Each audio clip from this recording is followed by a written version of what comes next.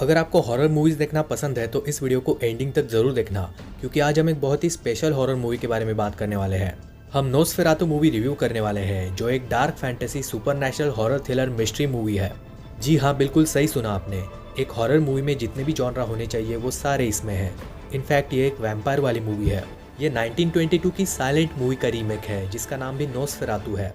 जी हाँ, वो मूवी जो 102 साल पहले रिलीज हुई थी, ये उसी का रीमेक है। इतने लंबे समय में कितने ही लोग पैदा होकर मर भी गए जिन्हें ये मूवी नहीं देखने को मिली। इसका मतलब है कि आप खुशकिस्मत हो कि आपको नोस्फेरातु देखने को मिल रही है। वेल दोस्तों, मजाक था, लेकिन सोच कर देखिए, वो मूवी 102 साल पहले रिलीज हुई थी। मैंने वो मूवी देखी और मुझे बहुत पसंद आई है।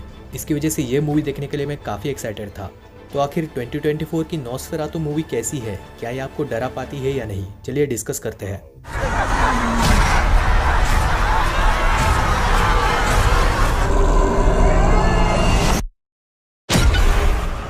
मूवी को डायरेक्ट किया है रॉबर्ट एगर्स ने, जिन्होंने इससे पहले the which, the light house और द नॉर्थमैन जैसी मूवीज बनाई है। इससे पता चलता है कि ये डायरेक्टर बेहतरीन साइकोलॉजिकल हॉरर मूवीज बनाता है, और नोस्फेरातु भी ऐसी ही है। अगर आपने द विच और द लाइट हाउस को देखा है तो इसका आइडिया आपको ज़रूर होगा। तो नोस्फेरातु एक्चुअली एक ऑब्सेशन वाली कहानी है। कहानी एक औरत के बारे में है जो हॉन्टेड है, और एक खतरनाक वैम्पायर जो उसे पसंद करता है। सिर्फ इसकी वजह से जो कुछ भी तांडव मचता है वो आपको इस मूवी में देखने को मिलेगा। मूवी की कास्टिंग मुझे बिल्कुल परफेक्ट लगी, जहां पर बिल स्कार्सगार्ड बने हैं काउंट ऑरलॉक, फिर निकोलस हॉल्ट भी है यानी कि हमारे बीस्ट, जो न्यू सुपरमैन मूवी में लेक्स लूथर बने हैं, फिर है लिली रोज डेफ और मेरे फेवरेट विलम डेफो यानी कि हमारे ग्रीन गॉब्लिन, जिन्हें हमने द लाइट हाउस में भी देखा था। और दोस्तों, मूवी में क्रेवन यानी कि एरॉन टेलर जॉनसन भी है। तो आप देख ही सकते हो, मूवी की कास्टिंग बेहतरीन है और सभी ने बढ़िया एक्टिंग की है।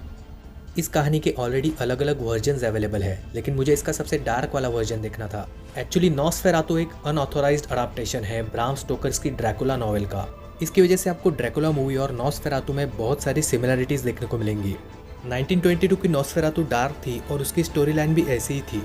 रीमेक के लिए डायरेक्टर भी बिल्कुल सही था। मैं ये देखना चाह रहा था कि वो अपने स्टाइल में इसे कैसे प्रेजेंट करते हैं।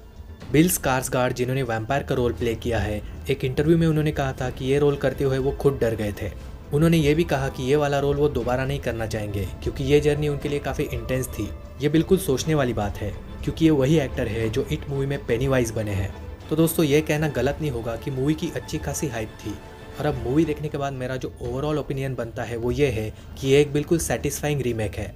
मूवी देखने के बाद आप डायरेक्टर की तारीफ करना चाहोगे, क्योंकि ये दिखने में बिल्कुल बढ़िया लगती है। इस डायरेक्टर की सारी मूवीज़ ब्यूटीफुल है, और ये तुरंत पता चलता है कि ये काफ़ी रिसर्च करके मूवीज़ बनाते हैं। वो हमेशा ऐसी ही मूवीज़ बनाते हैं जो पुराने समय में टेक्स्ट प्लेस करती है। ये सबको पता है कि पुराना समय दिखाना कितना मुश्किल है, लेकिन नोस्फेरातु दिखने में बिल्कुल बढ़िया लगती है। बर्फ से ढकी हुई सड़कें, पहाड़ों पर डरावना कैसल, ये सब कुछ देखने में इतना बढ़िया लगता है जैसा आपने इमेजिन भी नहीं किया होगा। तो दोस्तों, मूवी का डायरेक्शन बेहतरीन है और प्रेजेंटेशन भी मुझे बिल्कुल परफेक्ट लगा। कॉस्ट्यूम डिज़ाइनिंग हो या प्रोडक्शन डिज़ाइनिंग, सारी की सारी चीज़ें आपको इम्प्रेस करेंगी। पुराना टाइम पीरियड जिस तरह से दिखाया गया है, आप उस चीज़ के फ़ैन हो जाओगे। कैमरा मूवमेंट्स की भी आप तारीफ करोगे। मूवी में आपको वाइड सीन्स भी देखने को मिलेंगे। मतलब इस दुनिया को जिस तरह से प्रेजेंट किया है, आपको ऐसा लगने लगेगा कि आप खुद वहाँ पर हो। एक आदमी जिसे बहुत ही दूर ट्रैवल करना पड़ता है ताकि उसे प्रॉपर्टी बेचनी है एक मिस्टीरियस लॉर्ड को, लेकिन उसके वाइफ के साथ कुछ होता है जिसके लिए वही मिस्टीरियस लॉर्ड रिस्पॉन्सिबल है। जिस तरह से धीरे धीरे चीज़ों को रिवील किया जाता है, सब कुछ आपको मिस्टीरियस लगेगा। यहाँ पर मैं मूवी की राइटिंग की भी तारीफ करना चाहूँगा, क्योंकि हर एक सीन को बेहतरीन तरीके से लिखा गया है। जिस तरह की सिनेमेटोग्राफी और कलर ग्रेडिंग आपको देखने को मिलती है, आप पूरी तरह से सेटिस्फाई हो जाओगे। धीरे धीरे मूवी कलरफुल से बिल्कुल डार्क होती जाती है, जैसे कि बिल्कुल ब्लैक एंड व्हाइट। जिस तरह से वहाँ पर कैंडल लाइट्स का भी यूज़ किया है, वो देखकर भी आप इम्प्रेस हो जाओगे। सारे सीन्स मुझे पसंद आए, लेकिन पर्सनली मुझे वो सीन सबसे बेस्ट लगा जब थॉमस कासल में ऑरलॉक को विजिट करने के लिए जाता है। मतलब उसकी पूरी जर्नी, जैसे वो वहाँ तक ट्रैवल करता है, वो पूरा का पूरा सीक्वेंस मुझे बेस्ट लगा। मतलब वो पूरा सीक्वेंस जब आप बड़ी स्क्रीन पर देखोगे तो आपको उतना ही मजा आएगा जैसा मैं आपको यहाँ पर बता रहा हूँ। बिल स्कार्सगार्ड की तारीफ करनी होगी, जिस तरह से उन्होंने ऑरलॉक के कैरेक्टर को प्ले किया है। इतना बेहतरीन कैरेक्टर है, उसका लुक देखकर ही आप सरप्राइज हो जाओगे। यहाँ पर जिस तरह के प्रैक्टिकल इफेक्ट्स आपको देखने को मिलते हैं, आप बिल्कुल खुश हो जाओगे। तो मूवी के प्रैक्टिकल इफेक्ट्स बिल्कुल परफेक्ट है, और ये तो आपको पता ही नहीं चलता कि यहाँ पर विजुअल इफेक्ट्स का यूज़ हुआ है या नहीं। मतलब पूरी मूवी आपको रियल लगती है। आप कहीं पर भी ये नहीं बता पाओगे कि यहाँ पर विजुअल इफेक्ट्स का यूज़ हुआ है। कुछ कुछ जगह पर आपको खून खराबा भी देखने को मिलता है, जहाँ पर ज़रूरत थी। Who is coming to my child?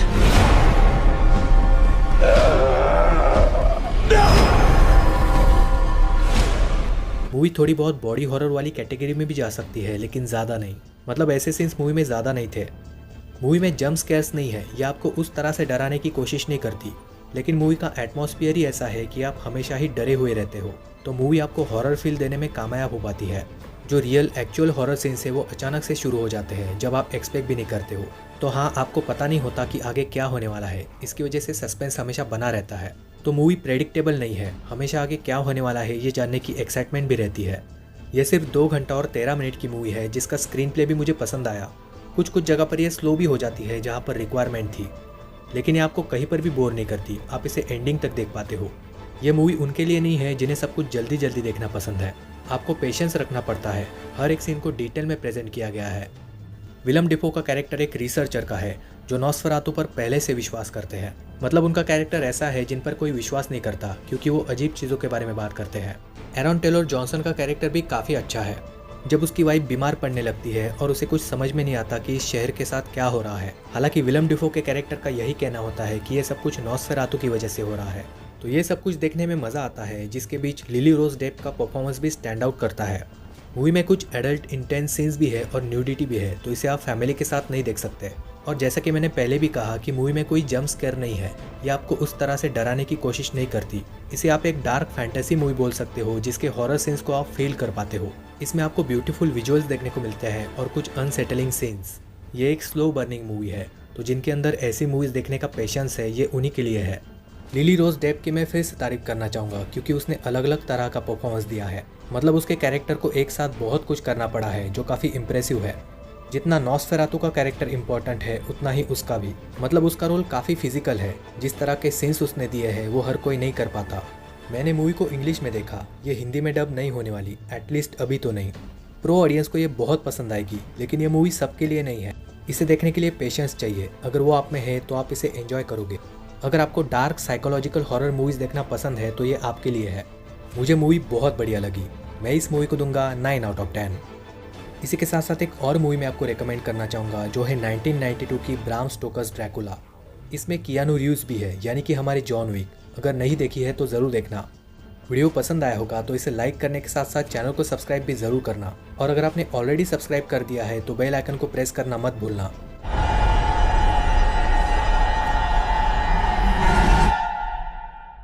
Nosferatu.